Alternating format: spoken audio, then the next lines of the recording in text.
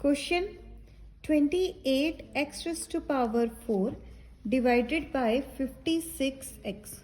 सो मेरे पास दो एक्सप्रेशंस है, एक ये है और एक ये है, इसको करना है डिवाइड। सो मैं लिखूंगी 28x raised to power 4 divide ऐसे 56x। 28 को आपने डिवाइड करना है 56 से, ये मैथमेटिकल नंबर है, इसको मैंने अलग कर लिया और इसको अलग कर लिया लाइक ऐसे x raised to power 4 over x। अब देखो 22 के अगर आप 2 से करोगे, 2 8 ज़ा 16, 2 2 ज़ा 4 5, ये बन गया 56। मीन्स 28 1 ज़ा 28, 28 2 ज़ा 56। अब इसको सॉल्व करना है तो 1/2 एज इट इज़ इसको करती हूँ। मान लो इसकी पावर 1 है, तो अगर ऊपर 4 है नीचे 1 है, तो ये वाला जो है बीच में डिवाइड का साइन है, तो हमेशा अगर बेसिस सेम हो, बेसिस होते हैं ये नीचे वाले और इसको बोलते हैं पावर्स, एक्सपोनेंट भी बोलते हैं। अगर बेसिस सेम हो और बीच में डिवाइड का साइन हो, तो ये जो पावर्स है वो आपस में माइनस हो जाती हैं। ये याद रखना, बेसिस सेम हो तो पावर्स क्या हो जाती है, माइनस। तो मेरे पास आंसर आया 1/2 x raised to power 3। ऐसे ही मेरे पास सेकेंड क्वेश्चन है जो मेरे को दे रखा है -36 y³ डिवाइडेड बाय 9y², ऐसे करना है। सो अगेन मैं मैथमेटिकल नंबर को अलग लिख लेती हूँ और इसको थोड़ा सा मैं यहाँ पे लिख लेती हूँ y3 y2। पहले चेक कर लो क्या ये एक दूसरे के टेबल में आते हैं। हाँ, 9 4s का कितने होते हैं, 36। सो 9 1 ज़ा 9, 9 4 ज़ा 36। सो मैं इसको लिख सकती हूँ -4। ओके, अगेन बेसिस सेम है, ये जो बेसिस है ये सेम है और बीच में डिवाइड का साइन है, तो पावर्स क्या होंगी, माइनस। सो मेरे पास आएगा -4 y raised to power 1। अब मेरे को निकालना है नेक्स्ट क्वेश्चन। नेक्स्ट क्या आया मेरे पास, 66 p raised to power 2 r raised to power 3 divided by 11q r²। So mathematical number अलग कर लेते हैं, 66 ओवर 11 इंटू p मैचिंग नहीं है, p का यहाँ पे कोई पार्टनर नहीं है, सो इसको ऐसे लिखती हूँ p² over q into r raised to power 3 -2।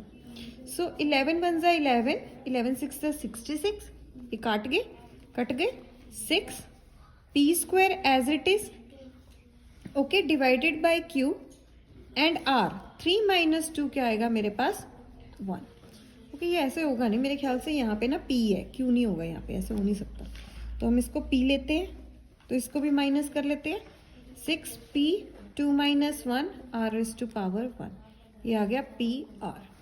इसी तरह अब नेक्स्ट क्वेश्चन है मेरे पास 34 x³ y³ z³ डिवाइड करना है इसको 51 x y² z³ के साथ। अगेन मैं मैथमेटिकल नंबर अलग कर लेती हूँ, 34 over 51 into x raised to power 3, इसका कोई पावर नहीं है, मान लो 1 है, into y raised to power 3 over y raised to power 2 into z raised to power 3 z³। देखो बेसिस सेम है, पावर्स भी सेम है, आप ऐसे भी सीख लो, z raised to power 3 divide by z raised to power 3। दोनों बेसिस सेम है, पावर सेम है, सो 3 में से 3 माइनस किए, ये क्या आ गया, 0। और किसी चीज की पावर 0 हो तो वो 1 होती है। और इतना डीप भी नहीं मत जाओ, ये और ये सेम है, पावर सेम है, कैंसल आउट 1। अब देखो 34 और 51 किसके टेबल में आते हैं, कोई ऐसा टेबल है, 13 के 17 के टेबल में आते हैं, 17 2 ज़ा 34। ओके, ऐसा होता है ना, 17 2 ज़ा 34, 17 3 ज़ा 51। ओके, सो मतलब मैंने इसको काट के ऐसे लिखा है 34 ओवर 51, दोनों 17 के टेबल में आते हैं, 2 यहाँ पे 3 यहाँ पे, और ये ऊपर चला जाएगा 3 - 1, ये भी ऊपर चला जाएगा 3 - 2, z को ऐसे ही रहने दो आप। तो मेरे पास आया 2/3 x raised to power 2 y raised to power 1, ये वाला क्वेश्चन।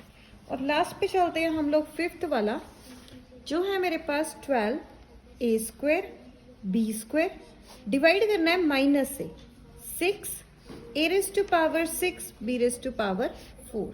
तो मैं माइनस ऊपर दे दूँ कोई चक्कर नहीं है, एक ही टर्म है 12/6, ये दोनों a raise to power 2 over a raise to power 6 into b raise to power 2 b raise to power 4।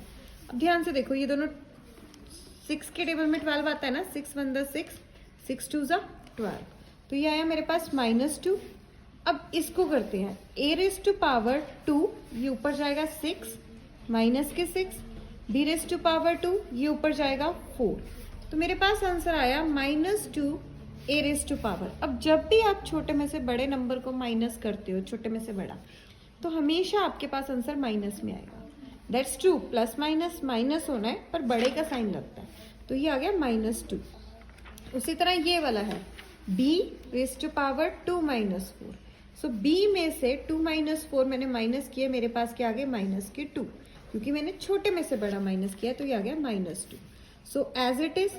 अब देखो अगर आपके पास है ना ऐसे a रेस टू पावर -2, अगर आपने इस टर्म को पॉजिटिव बनाना हो तो हम रेसिप्रोकल करते हैं, तो ये कितना आएगा 2/a स्क्वायर, ये भी नीचे जाएगा b स्क्वायर। सो ये आंसर आया। आप इसको ऐसे भी लिख सकते हो -2 × 1/a² b² फिनिश।